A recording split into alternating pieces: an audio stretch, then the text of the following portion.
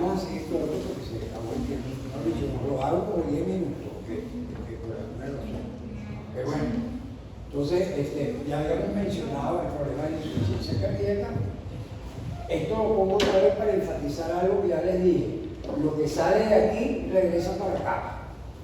No hay forma de que se quede el camino de la uremia ni por aquí ni por acá. Lo que sale de aquí regresa. Y lo que sale menos de aquí regresa menos a porque tiene que mantenerse, que el circuito es un circuito en serie, tiene que circular la sangre. Esto un poco para ver de dónde sale la insuficiencia cardíaca. Sale de las cosas que ya vimos, la alteración de la precarga, la contractilidad y la poscarga, expresada muchas veces también con la sobrecarga de presión y volumen o alteraciones de la frecuencia cardíaca. Poco volviendo sobre lo mismo, porque es muy importante insistir en estas cosas para que no se las grabe. Hay el individuo normal que tiene una función sistólica y diastólica normal, pero hay personas que tienen disfunción predominantemente sistólica, donde se pierde, se disminuye el volumen latido, el corazón se dilata, y hay la situación de disfunción diastólica, que es que el ventrículo se tiende a llenarse menos o a subir su presión interna porque ya se ha puesto más rígido. Por supuesto, como preguntó una compañera de usted, una buena parte de los pacientes tienen las dos cosas al mismo tiempo. Entonces tienen disfunción sistólica y diastólica. Ya habíamos hablado de lo que era la definición, hay varias definiciones. Lo que a mí me interesa que quede claro es que cada vez que el corazón tiene una incapacidad para bombear el gasto cardíaco adecuado, pero elevando sus presiones auriculares, tenemos una situación de insuficiencia cardíaca. O sea, o el gasto baja o las aurículas tienen un compromiso mayor, entonces eso es insuficiencia cardíaca en general. De todas maneras, insuficiencia cardíaca es un síndrome clínico, entonces era una definición de mecanismo, pero es un síndrome clínico, algo que presenta un paciente y uno por ciertas características, uno dice, este paciente tiene insuficiencia cardíaca y por detrás están todos los mecanismos posibles que tiene. Un poco insistiendo en lo mismo, hay disfunción sistólica y diastólica, que se altera la contractilidad, que se altera la distensibilidad, y por ambos caminos se pueden elevar las presiones diastólicas finales y auriculares, y entonces los pacientes pueden tener el volumen diastólico final aumentado cuando hay disfunción sistólica, normal cuando hay disfunción diastólica, y la fracción de eyección en estos pacientes está disminuida. Y eso se llama insuficiencia cardíaca con fracción de eyección reducida y aquí con fracción de eyección conservada. Como esos dos términos están de moda, no va a pasar mucho tiempo a que ustedes los empiecen a oír. Y en cuanto congresos se aparezcan, hay una serie de intervenciones que tienen que ver con esto. Primero, porque es muy importante distinguirlo, y segundo, porque el manejo no es igual. El manejo cambia un poco, entonces hay que tener claro esa diferencia. Bien, lo que tenemos entonces en insuficiencia cardíaca referida al daño de la bomba, que es la incapacidad del miocardio para mantener el gasto cardíaco que se necesita. Eso produce una disminución de la perfusión renal y eso hace que aumente la producción de renina, y la renina aumenta la angiotensina y la angiotensina aumenta la aldosterona. Y eso contribuye a producir retención de sodio y agua en el paciente. Pero además de eso, si está aumentada la poscarga también, puede ser que lo que haya es perfusión tisular disminuida, y eso hace que se produzca más catecolamina. Entonces tenemos que en insuficiencia cardíaca hay aumento de la catecolaminas y aumento de elevación del sistema renina, angiotensina, aldosterona. Pero además de eso, estas alteraciones se acompañan de la aparición de fibrosis. Entonces, como iremos viendo, estas cosas se mezclan unas con las otras. Si la cosa viene por el lado de la precarga, tenemos todavía el mismo problema.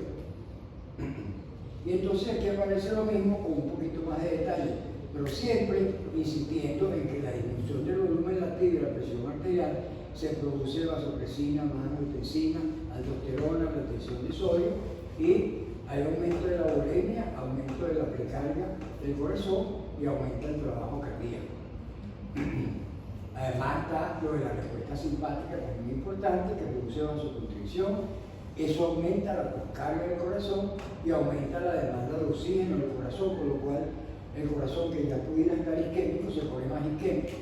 La dilatación del corazón y el aumento de la frecuencia cardíaca también producen un mayor consumo de oxígeno y pueden reducir el flujo coronario. Si la presión baja mucho y la frecuencia baja, disminuye el flujo coronario y contribuye a que esto se vuelva una serie de círculos viciosos. Y entonces nosotros tenemos insuficiencia cardíaca relacionada con lo que ocurre en el lado izquierdo, que es que aumenta la presión de la aurícula izquierda, hay hipertensión venosa capilar que se transmite la presión de la aurícula hacia los vasos pulmonares, hipertensión venocapilar y gasto cardíaco bajo. Pero si el problema afecta fundamentalmente el lado derecho, la presión que se eleva es la de la aurícula derecha. Y aquí les voy a dar un dato clínico que ustedes a lo mejor ya lo saben. Cuando uno le mide la altura del pulso yugular a un paciente, uno está sabiendo cómo está la presión de la aurícula derecha. Esas dos cavidades están comunicadas. Entonces, uno ve que la presión venosa central está elevada y eso es seguro que la aurícula derecha está siendo sometida a una mayor presión y la aurícula eventualmente está dilatada. Eso provoca transmisión de esa presión hacia atrás, como me dijeron mis colegas que aclararon, no es que la sangre se devuelve, sino que la presión se transmite. Entonces aumenta la presión venocapilar en los capilares sistémicas y hay un gasto cardíaco que tiende a disminuir, porque si este bombea menos, este otro recibe menos. Fíjense una cosa que es bien interesante. Cuando un paciente tiene insuficiencia cardíaca izquierda, esa insuficiencia cardíaca, por un mecanismo que vamos a explicar después, se transforma en insuficiencia cardíaca derecha también. Y a lo mejor yo puedo esperar que ustedes me digan por qué pasa eso antes de decirse lo que vamos a ver. ¿Qué tenemos entonces en un paciente que tiene insuficiencia? Esta figura a mí me parece muy gráfica porque se ve que esta persona está respirando mal, está sudorosa, está sentada. Eso tiene que ver con las manifestaciones clínicas que presenta el paciente, que son de dos tipos. Las manifestaciones que tienen que ver con el bajo gasto, o sea, las manifestaciones anterógradas, que pueden producir hipotensión arterial, producen taquicardia, frialdad. ¿Por qué sudan estos pacientes? Y además sudan frío. ¿Por qué? Por el aumento de la actividad simpática. Porque aumenta. ¿Y qué tiene que ver la actividad simpática cuando uno suda? Bueno, claro, el simpático, digamos. Así es. Sí, activa los mecanismos autónomos y directamente está estimulando la glándula sudorípara. Entonces, las personas que están pálidos y sudorosos, eso tiene que ver con la actividad simpática. El menor gasto produce obnubilación, indigestión y oliguria, y los pacientes pueden tener cianosis precisamente por el éxtasis sanguíneo de la periferia. Por este lado. Pero hay manifestaciones de la insuficiencia cardíaca izquierda que no son las anterógradas, sino que son las retrógradas. O sea, lo que ocurre hacia atrás, de la aurícula izquierda hacia atrás. Estos pacientes tienen disnea de esfuerzo, disnea parasítica nocturna y disnea de disfrute. ¿A ustedes a uno se le ocurre por qué los pacientes que tienen insuficiencia cardíaca, cuando están acostados, se sienten mejor? Porque es muy sencillito el mecanismo, no es nada tan complicado. ¿Por qué? Porque esa congestión pulmonar que al estar en decúbito está repartida por todo el pulmón, al estar sentado, baja, es lo que me imagino. Baja que la parte superior de los pulmones. Bueno, no, eso no es. Cuando una persona se sienta, ¿qué pasa con el retorno venoso comparado con el estar acostado? Disminuye. Entonces, el retorno venoso de los miembros inferiores hacia el corazón se hace menor. Entonces, la congestión disminuye y por eso se siente mejor. Bien, estos pacientes tienen una cosa un episodio terrible, que es la aparición de edema pulmonar, que aparece bruscamente y es la causa fundamental de esta disnea que presentan los pacientes, que transforman esto en una situación bien dramática. Los pacientes tienen expectoración rosada. ¿Por qué? Porque los alvéolos están llenos también de este líquido, de la congestión, puede llegar a congestionar los alvéolos también, y eso hace, en buena parte, que tengan cianosis y tengan tos y hemoptisis. La pregunta que es como de examen, que así, bueno, a lo mejor lo ha leído, ¿por qué tienen hemoptisis?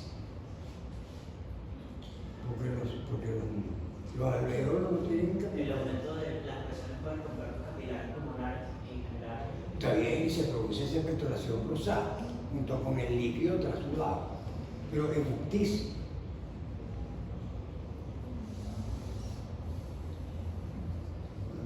Bueno, la respuesta es: ¿quién irriga los bronquios?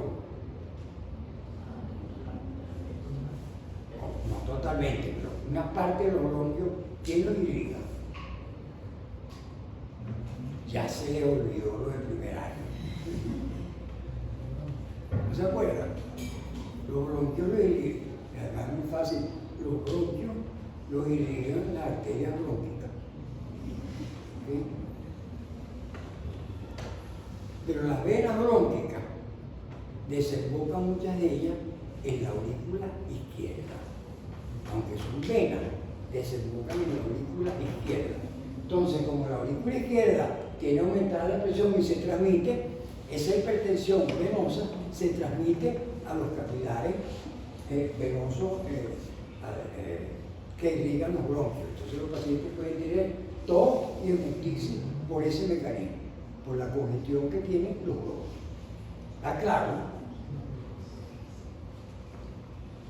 Bueno, este es un ejemplo típico de una persona que tiene congestión pulmonar de grado muy severo, con este moteado que hay aquí, con unas líneas que ahorita en este caso no se ve, que son las líneas de Kepler. Estas cosas ahora se han enriquecido su conocimiento, porque ahora se usa el ultrasonido para evaluar el lecho pulmonar. Y ellos dicen, las personas que hacen esto, que con eso ellos diferencian muy claramente la insuficiencia cardíaca de otro tipo de alteración que no sea cardíaca. Ellos dicen eso, yo todavía no les creo demasiado, pero hay de verdad un avance en el conocimiento de lo que se logra con el eco pulmonar, una cosa que se ha puesto de moda en los últimos tiempos. ¿Por qué la disnea de estos individuos? ¿Por qué tienen disnea?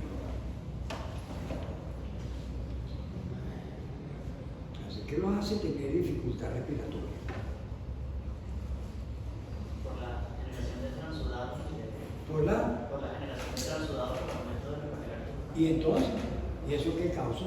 Sí, eso es. Genera edema pulmonar. Bueno, no. Sí, eso es edema pulmonar. Y los pulmones se ponen más rígidos cuando eso pasa. Entonces tenemos por un lado la rigidez pulmonar, que los cardiólogos no le hacen mucho caso, pero los neumonólogos sí. Es decir, y los anestesiólogos están muy pendientes de esa parte que es la compliance pulmonar. Pero además de eso, ¿qué más pasa? Los pulmones se ponen más rígidos, entonces la expansión pulmonar disminuye, tienen menos expansión. Bien, ¿qué más? ¿Qué otra cosa contribuye a que se pongan disneico? Bueno, disminuye el volumen del volumen interno de los pulmones, porque hay líquido ocupando el espacio y hay menos alveolos. ¿Y entonces qué pasa? Bueno, que aumenta el esfuerzo respiratorio porque hay menos unidades pulmonares funcionando. Sí, pero ¿qué hace aumentar la respiración? Algo tiene que ocurrir que cambie para que ocurra eso, porque los pulmones no piensan. Y dicen, mira, me tengo que contraer más seguido porque aquí... ¿Cuál es el estímulo para que aumente la frecuencia respiratoria? La hipoxia, exactamente así como lo estás diciendo. Entonces hay edema intersticial, edema alveolar, y disminuye el intercambio gaseoso porque el intersticio está ocupado por el líquido y hasta incluso los alveolos. Y también, eso no se distinguen los pulmones bien y aparece hipoxia, que es lo que nos trae. Pero digamos, ¿qué dice? estoy afónica, pero también hay unos receptores pleurales, los receptores J, que al haber disminución de la compliance se activan y aumentan frecuencia, mandan impulso central y aumenta la frecuencia. Ah, ¿cómo le quedó el ojo? Porque tampoco lo sabía. Bien, gracias.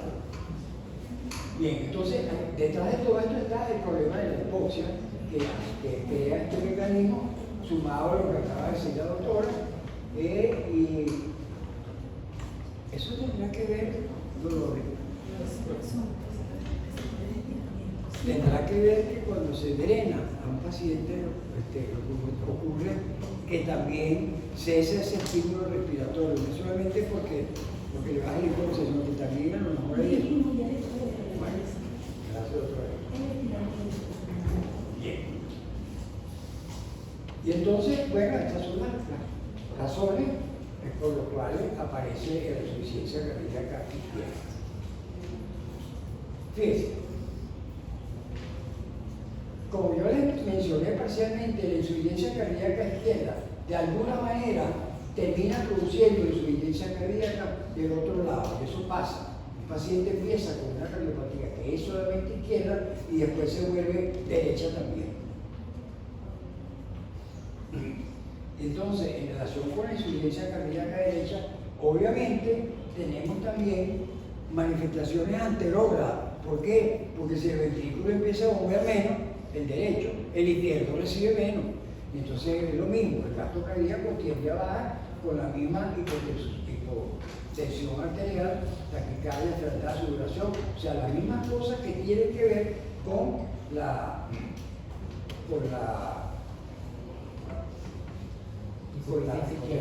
hipotensión arterial y con el hecho de que el gasto cardíaco se puso más bajo. Por el contrario, cuando lo que ocurre es insuficiencia cardíaca derecha, las manifestaciones retrógradas son distintas, porque el afectado es todo el lado derecho. Entonces lo que vemos es esto, el pulso venoso elevado, que ya yo se lo mencioné, y estos pacientes tienen fatiga fácil, malabsorción y indigestión, y tienen edema, o edema periférico en las porciones de declive. Cuando le digo las porciones de declive, es que los internistas le critican a los cardiólogos, que los cardiólogos no se fijan sino en el edema miembro inferior. Y entonces cuando el paciente está acostado, los pacientes se desmatizan por aquí. Entonces los internistas, que son mucho más acuciosos que los cardiólogos, por esas cosas mencionan esa subjetividad. Pero los pacientes, aparte del edema, tienen derrame en las cavidades serosas. Entonces derrame pericárdico, derrame pleural y así. Tienen congestión del hígado por la misma hipertensión de la cavidad sistémica, lo cual le provoca hepatomegalia oliguria. Y aquí, obviamente, es con mayor razón que existe cianosis por la pérdida de intercambio, también por el éxtasis periférico. Entonces, un poco, esto ya lo mencionamos, pero voy a saltar bien porque ya está parecida, pero lo que sí les quiero insistir es este problema del círculo vicioso. El círculo vicioso es cuando hay una falla cardíaca congestiva, el gasto cardíaco disminuye, entonces la resistencia vascular aumenta, los pacientes desarrollan una vasoconstricción. Así que si ya el paciente tiene una dificultad para bombear la sangre porque tiene un daño cardíaco de algún tipo, encima de eso va a tener que empujar la sangre hacia un sitio donde la resistencia está elevada. Entonces eso empeora la situación.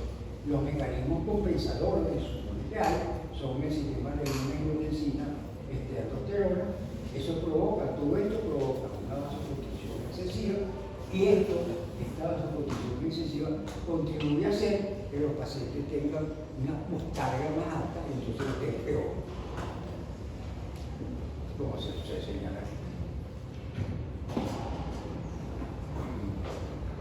Entonces es muy importante que uno sepa eso, porque como vamos a repetir su vida y lo van a ver ustedes en el curso de su carrera, el tratamiento de la insuficiencia cardíaca tiene que ver con este círculo vicioso, como yo voy a poner un ejemplo más adelante, que ilustra todos estos cambios que ocurren en estos pacientes. La activa del sistema renina-angiotensina, la catecolamina, la vasopresina granular, apoptosis y fibrosis del corazón.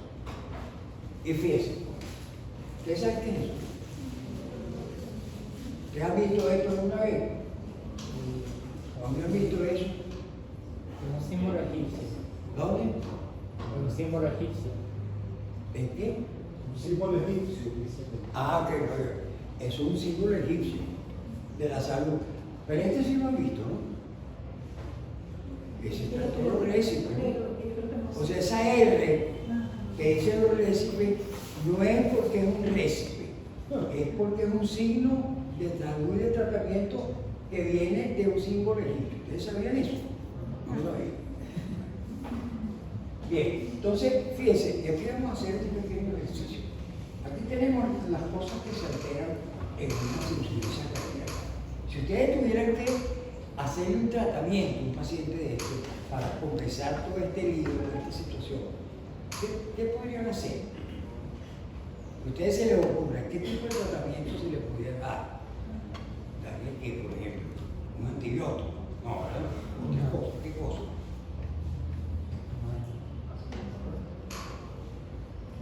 No se le ocurre nada.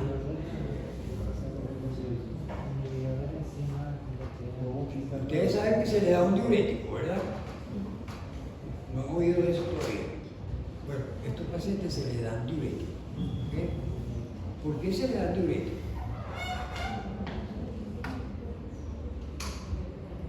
Porque estimula la pérdida de... Porque disminuye la retención líquida que ocurre en la insuficiencia cardíaca, disminuye el edema. ¿Okay? Y por eso a estos pacientes se les da diuréticos. ¿Sí? Una parte del tratamiento, disminuirle la carga del corazón para disminuir la volemia y que disminuya tanto la congestión pulmonar como el edema. Entonces, una cosa sería un diurético, que es los medicamentos de los más antiguos que se usan para tratar la insuficiencia cardíaca. ¿Qué más? ¿Qué otra cosa se les ocurre? Yo sé que ustedes no han visto farmacología también, todavía, así que bueno. ¿Qué cosa? Con el sistema de renina-angiotensina bacteriana se dan los inhibidores de la enzima convertidora de angiotensina. Ahí está. Entonces, hay toda una alteración que está vinculada con la activación del sistema renina-angiotensina, que es un mecanismo que uno tiene para mantener la homeostasis y mantener la presión arterial y la perfusión de los órganos. Pero cuando el corazón se enferma, el sistema renina-angiotensina se exacerba su actividad porque él no entiende que el paciente tiene insuficiencia cardíaca. Él lo que entiende es que la perfusión está disminuida. Entonces, la administración de medicamentos que bloqueen el sistema renina-angiotensina tiene un papel muy importante en este asunto. La otra cosa que se puede utilizar si se aumenta la producción de catecolaminas y eso produce daño, podríamos usar algún medicamento que de alguna forma bloquee la actividad del sistema simpático. Bueno, entonces tenemos por un lado medicamentos vasodilatadores para contrarrestar la vasoconstricción que tienen los pacientes y facilitar la inyección. Pero también hay inotrópicos que aumentan la función contraria y están los diuréticos. Hay unas drogas nuevas que por supuesto no voy a meter en detalle, pero hay algunas drogas nuevas que tienen que ver con la eliminación de sodio y líquido de organismo. Bien, ¿tienen alguna pregunta o alguna cosa que quisieran aclarar? Sí. Diga. En ese caso, si los pacientes están hipotensos, administrar los tres productos aguantan no puede ser contradicción. Y eso es un serio problema.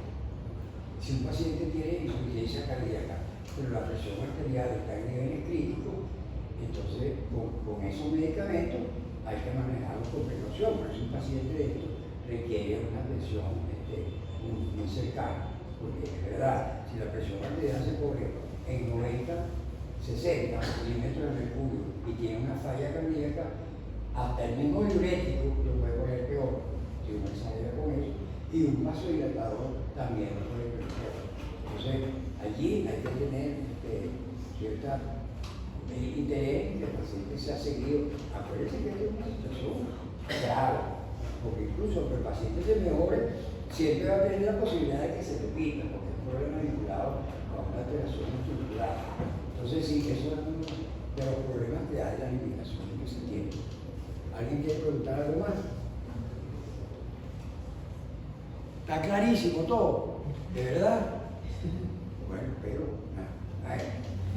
Bueno, vamos a discutir ahora otro punto, que es el problema de la hipertensión pulmonar.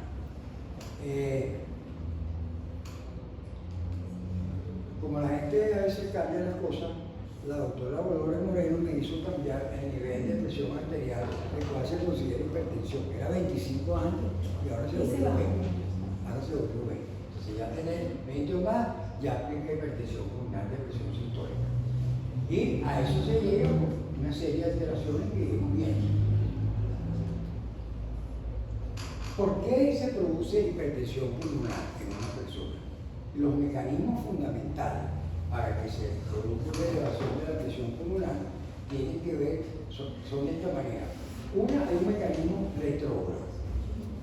Ustedes, con lo que hemos visto hasta ahora, a lo mejor se pueden imaginar qué significará eso del retrógrado. ¿A alguien se le ocurre? Es una hipertensión causada por algo retrógrado. ¿Qué es eso? ¿Qué puede ser eso? En lo que hemos visto hasta ahora. Que la patología del corazón izquierdo se van hacia atrás en este caso. Porque sí, está bien, así es, de la patología izquierda se pasa para el lado derecho, pero ¿cómo se pasa? ¿Por qué se pasa? Lo que está diciendo es verdad, pero ¿cómo es eso? Como es un circuito que está en serie, el aumento de las presiones en la parte izquierda se transmite de ventrículo izquierdo a ventrículo izquierda a circulación pulmonar. Circulación pulmonar y arteria pulmonar. O sea, como allí no hay válvulas en ese interín, la presión elevada de la ventrícula izquierda se transmite retrógradamente hasta la arteria pulmonar y eso produce hipertensión pulmonar. Pero resulta que la hipertensión pulmonar es una sobrecarga de presión ¿para quién? Para el ventrículo derecho. Para el ventrículo derecho. Entonces, ¿qué es lo que tenemos? Que, como él dijo, allí hay esta transmisión de esta presión hasta los capilares pulmonares que provoca la disnea, la insuficiencia cardíaca, pero esta presión se transmite a la arteria pulmonar y la transmisión de la arteria pulmonar produce una sobrecarga de presión del ventrículo derecho, el cual no está diseñado para manejar el cambio de presión. Entonces se producen algunas modificaciones en él, porque al aumentar estas cosas, aumentan también, se produce la congestión pulmonar y entonces aumenta la presión de la arteria pulmonar. Entonces la sobrecarga que abarca las cavidades izquierdas termina siendo una sobrecarga de presión para las cavidades derechas. Y entonces eso produce todo lo que ya revisamos con relación al ventrículo izquierdo, empieza a pasar en el ventrículo derecho. Se hipertrofia, se aumenta la presión y la aurícula se daña y entonces el paciente empieza o empeora, teniendo ahora congestión sistémica y el gasto cardíaco porque se pone peor. Entonces hay muchos pacientes que desarrollan una insuficiencia cardíaca izquierda y antes que no había muchos medicamentos para manejar esto, con frecuencia los pacientes terminaban en insuficiencia cardíaca también derecha, que se llama insuficiencia cardíaca global. Abarca los dos ventrículos y tiene los síntomas anterógrado y retrógrado de las dos condiciones. Entonces, la patología de la cavidad izquierda se transforma en patología también derecha. Eso pasa en la evolución de la enfermedad. No pasa más porque buena parte de los pacientes reciben tratamiento apenas tienen insuficiencia cardíaca, pero si no se hace nada, termina siendo un paciente, por ejemplo, con una hipertensión arterial, termina teniendo insuficiencia cardíaca global por este mecanismo que tenemos aquí de transmisión retrógrada. ¿Está claro? Le voy a preguntar una cosa, bueno, yo no me pregunté, ¿y por qué no pasa al revés? ¿Por qué la insuficiencia cardíaca derecha no provoca insuficiencia cardíaca izquierda? ¿O si provoca? ¿Ustedes piensan que provoca o no provoca? Una patología que sea estrictamente derecha provoca insuficiencia cardíaca izquierda.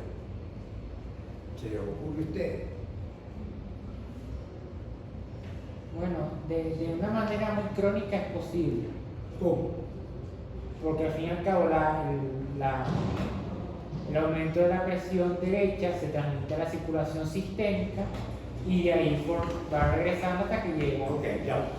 Eso suena lógico si tú lo ves así, pero resulta que en este interín aquí, la presión no se va a secretar, se va a transmitir hacia el lecho pulmonar, porque aquí están las arteriolas de alta resistencia. Entonces no hay manera de que se transmitan estas presiones hacia el lado arterial. Lo que sí es verdad es que estos pacientes tienen bajo gasto cardíaco, pero no porque la insuficiencia cardíaca se transmitió, sino que el ventrículo izquierdo cumplió menos y el derecho le llegó menos. Por una razón así de circuito en serio. Pero no puede haber transmisión retrógrada hacia un sitio donde tenemos una altísima resistencia, que son las resistencias periféricas, cosas que aquí no están. Aquí las resistencias son muy bajas y la presión se transmite. Esa es la razón. Bien. La otra posibilidad de que aparezca hipertensión pulmonar es que los pacientes tengan un cortocircuito. Ustedes deben haber oído, ¿les han oído eso? Un cortocircuito del corazón. ¿Han oído alguna vez?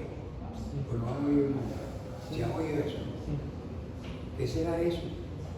Es cuando, por decir una palabra, la sangre que de un lado pasa hacia el otro. Hacia donde no lo tenía Hacia que donde- pasar. Exactamente. Un cortocircuito tal cual como un circuito eléctrico que pasa la corriente para un sitio donde no debe ir, y entonces pasa las cosas que pasan. Entonces, eso es un cortocircuito. Yo voy a explicar el mecanismo de dos tipos de cortocircuitos que son los más comunes, porque además es una manera muy linda de entender cómo funcionan las cosas. Uno se las puede aprender, si uno se las aprende es porque ya entendió y no tiene que estudiarse, digo yo. Bien. Acuérdense que cuando discutimos las alteraciones en la precarga, discutimos la sobrecarga de volumen, que era la insuficiencia aórtica, mitral por el ventrículo izquierdo, insuficiencia pulmonar que compide para el lado derecho, y dejamos afuera esta condición. Y ahora lo estoy poniendo porque esta condición provoca una sobrecarga de volumen. O sea, tú no puedes incluir a los cortocircuitos como sobrecarga de volumen, por las cosas que vamos a ver. Los cortocircuitos más conocidos, más corrientes, son la comunicación interauricular, la comunicación intraventricular y la persistencia del conducto arterioso. Son los más comunes. Son, por supuesto, condiciones obviamente congénitas. Muy raro que sea una cosa de estas bien, pero son congénitas. Entonces vamos a discutir estas dos y esta otra se la dejo. Y entonces se la vamos a preguntar en el examen, esta la que yo le voy a dar, para obligarlos a que revisen eso. Porque si entendieron las otras dos, la otra sale sola. Entonces no tengo que explicar las tres. Bien, empezando con la comunicación interauricular. ¿Qué significa eso? Comunicación interauricular significa que hay una comunicación entre la aurícula izquierda y la aurícula derecha, por persistencia del foramen oval, por un defecto en el cierre que ocurre allí, y entonces uno puede tener una comunicación entre ambas aurículas. Si hay una comunicación entre ambas aurículas, la sangre se mueve, ese circuito, ¿hacia dónde se mueve? De ¿De izquierda la derecha a izquierda o de izquierda a la derecha? De izquierda a derecha. ¿Por qué? Porque las presiones que maneja la aurícula izquierda son mayores que las que maneja la aurícula derecha. Sí, eso es lo lógico que responde todo el mundo, pero eso no es nada. Es cierto, pero la diferencia entre una aurícula y otra son 2 milímetros de mercurio. O sea, es como un poco. Lo que sí tenemos al mismo tiempo es que cuando el corazón se contrae, este ventrículo es mucho más distensible. Y por decirlo de una manera gráfica, la sangre de alguna manera pero tiene preferencia a moverse hacia este lado, porque aquí se le ofrece menos resistencia al llenado. O sea, no solamente por la diferencia de presión, que es verdad, pero es muy poquito. ¿Ya? Y entonces eso hace que la cantidad que se sobrecargue, ¿cuáles son entonces? Esto es una sobrecarga de volumen. ¿A qué sobrecarga? A la aurícula derecha, este no. Porque este también recibe más. ¿sí o no? Cuando viene la diástole, este recibe la sangre habitual del retorno venoso periférico y la sangre que pasó por el tipo de cortocircuito. ¿Sí? Entonces, estas dos cavidades, las dos están sobrecargadas. Entonces, aquí viene una pregunta para entender esto. ¿Qué le pasa al gasto cardíaco a estos pacientes? ¿Le baja o se le queda igual?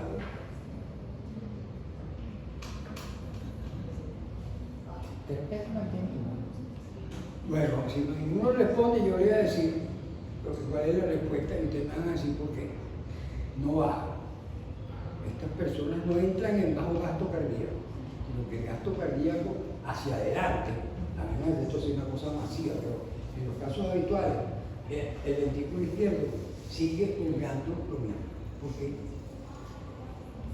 Por el mecanismo de la ley del corazón. Aumenta el volumen, aumenta la fuerza, se compensa. Claro, el ventrículo recibe más volumen, eso lo hace aumentar la fuerza por el mecanismo de Starling y él expulsa más, solo que parte del que expulsa, lo expulsa hacia acá y se va a regresar otra vez. Entonces la cavidad derecha se sobrecarga y, por decirlo así, el ventrículo izquierdo ni se entera en estas circunstancias. ¿Cuál es el problema que aparece?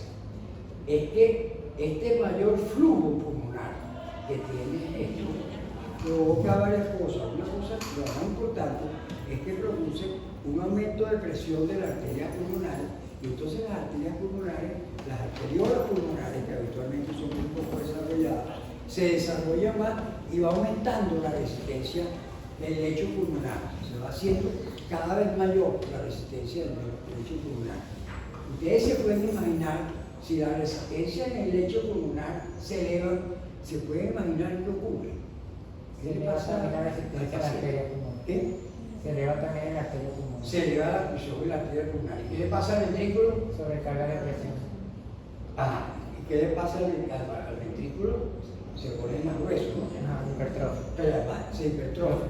Y la presión se eleva, y la diastólica se eleva, y se eleva la diastólica aquí. ¿Y qué le pasa al cortocircuito?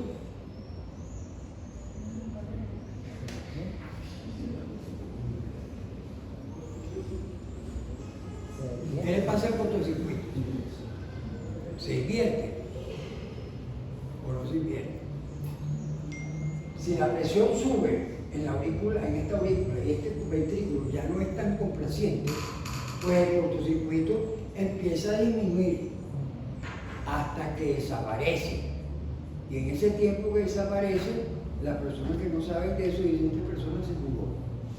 No es que se curó, sino que se contrarrestó la situación y entonces ahora, a medida que se eleva la presión en el lateral pulmonar, empieza a producirse una inversión del cortocircuito de la derecha hacia la izquierda, porque la presión aquí se hizo más elevada. Acuérdense que estos son niños, que son personas con ventrículos de derecho más pequeños.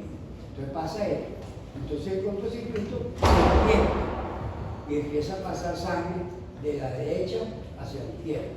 Y entonces tenemos una sobrecarga de las cavidades derechas, obviamente. ¿Y qué aparece ahora a estos pacientes? ¿Qué les aparece? ¿Hay algo que ustedes creen que les pueda aparecer? Cuando ustedes vean a un niño que tiene esto, ¿qué se le ve?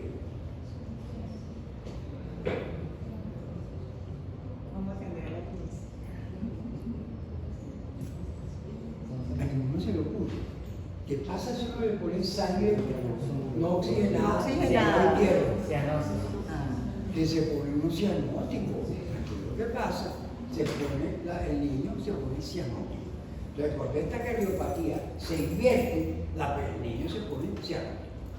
Y eso es una característica típica de una comunicación interauricular acompañada de hipertensión pulmonar. Entonces, los niños tienen cianótico. Ustedes, en algún momento en pediatría, van a ver algún niño que tiene cianosis causada por esta situación. Aumento de la hemoglobina reducida. Aumento. De la hemoglobina reducida. Aumenta la hemoglobina reducida. Y ustedes saben a cuánto aumenta, porque la cifrina, 5 gramos de hemoglobina reducida. 5 gramos o más es lo que hace que aparezca cianosis. Bien, Esto es lo que ocurre en esta condición, que es una sobrecarga de volumen de la cavidad derecha. Cuando se invierte, entonces se transforma en otra cosa, se transforma en una sobrecarga de presión de la cavidad derecha y se transforma en una cardiopatía cianógena. Entonces, por supuesto que hay que procurar que los niños no lleguen a este estado, porque la situación se vuelve mucho más grave. Menos mal que hoy en día, la mayoría de las veces, no hay que operar como antes que se operaban el corazón, sino que se le mete un dispositivo que se llama Platzer, que se introduce con un catéter y cierra la comunicación interauricular. La cierra y el niño se cura. Bien, y lo deja para que al final ya entonces las cosas se pueden complicar. Bien, entonces, rematando con esto, la sobrecarga de volumen, que aumenta el flujo pulmonar, se dañan los vasos pulmonares y se invierte el cortocircuito coccianoso. Aquí tenemos una comunicación interventricular. La sangre pasa desde el ventrículo izquierdo hasta el ventrículo derecho. ¿Eso en qué momento pasa? ¿En la sístole, en la diástole o todo el tiempo?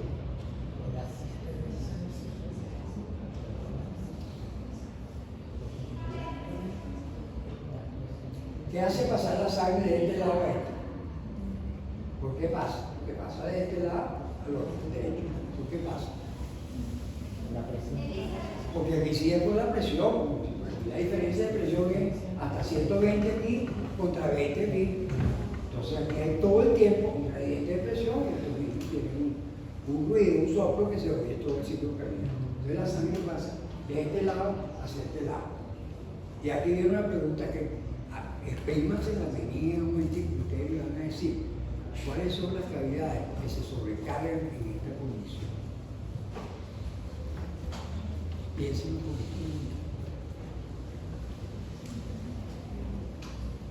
No se asusten, no es tan complicado. Además, si no saben, no pasa nada. Pasen el examen.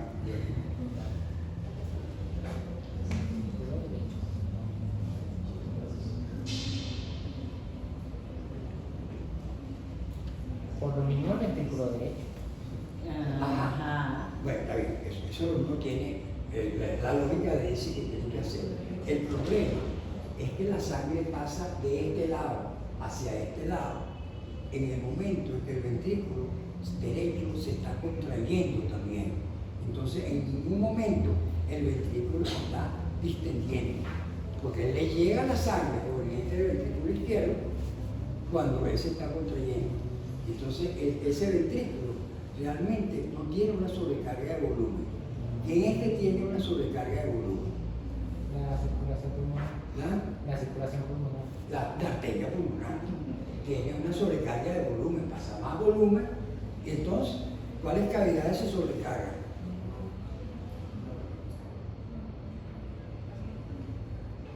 Digan, pues. Si pasó por el pulmón.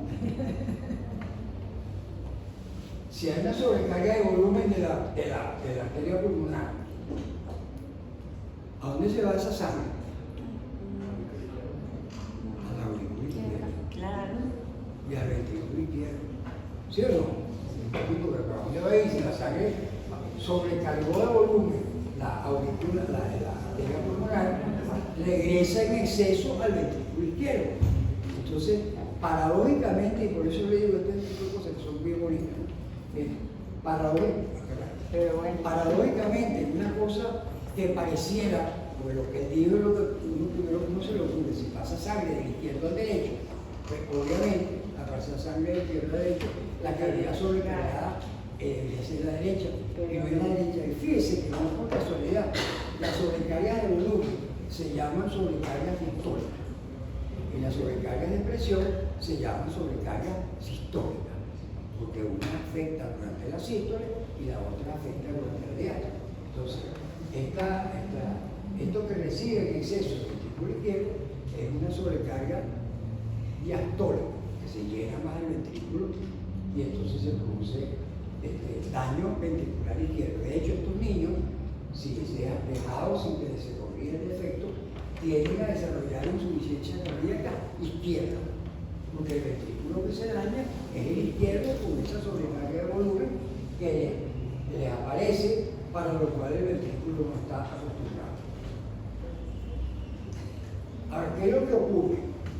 Que este exceso de flujo que va hacia el pulmón produce un aumento de la rigidez en las arteriolas y de hiperplasia de la musculatura arteriolar, y va elevando la presión de la arteria pulmonar.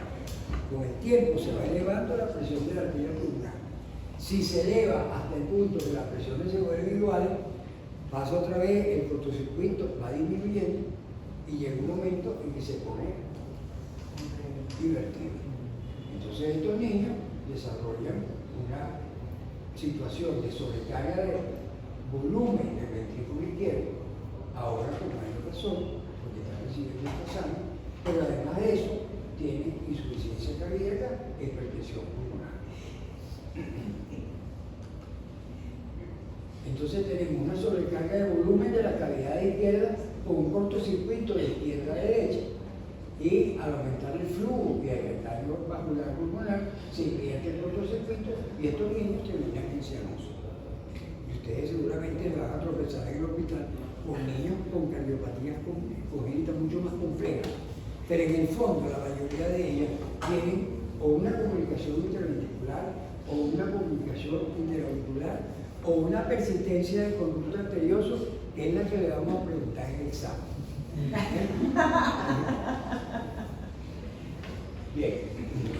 ¿Y cuál era la del cirujano ese negro gringo que operó unos bebés? Un bebé. ¿Qué operó? Operó un bebé que es súper famoso, era la primera vez que se hacía eso. Lo operaron intrauterino. No, la primera vez que se operó él. Sí.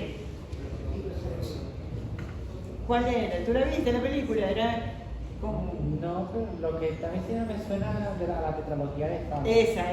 Una tetralogía de Una tetralogía de...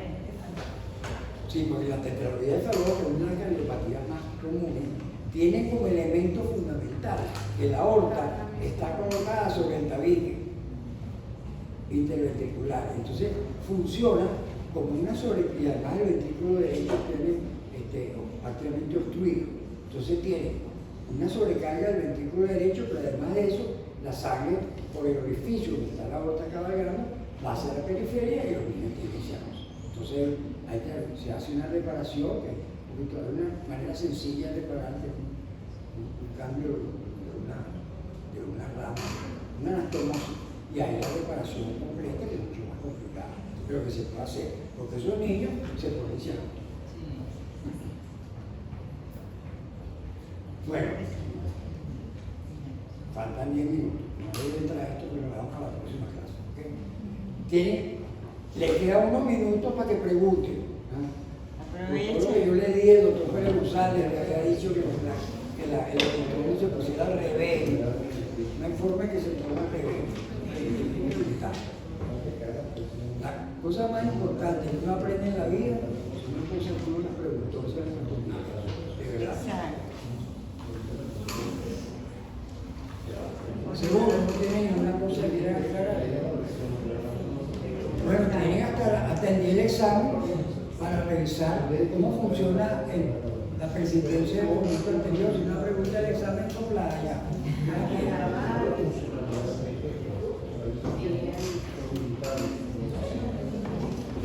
La demostración es tipo que caía la presión de vía diurético, vasodilatadores o bloqueando el sistema angiotensina protectora. Pero para mantener la presión se usan los medicamentos que aumentan la contractilidad. Eso es lo que estaba... Hay un medicamento, yo mencioné la pasada, antiquísimo, pero empezó a usar una bruja en Inglaterra. Y lo vio William Whitney, que fue la persona que empezó a usar eso, y eso se usa desde hace 150 años. Fue el primer medicamento que se tomó, que de alguna manera provoca un aumento de la contractilidad miocárdica. Ese medicamento ahora se usa mucho, porque hay otras cosas que tenemos un medicamento un poquito delicado y tóxico, hay que manejar los sentidos cuidado. Pero se usa, yo últimamente le mandé a una paciente de México, le mandé, porque estaba desesperado. Pero ahora hay otros inotrópicos que existen que se usan sobre todo en los pacientes que están tristes. Pero hay toda una línea de investigación para avanzar en esto de la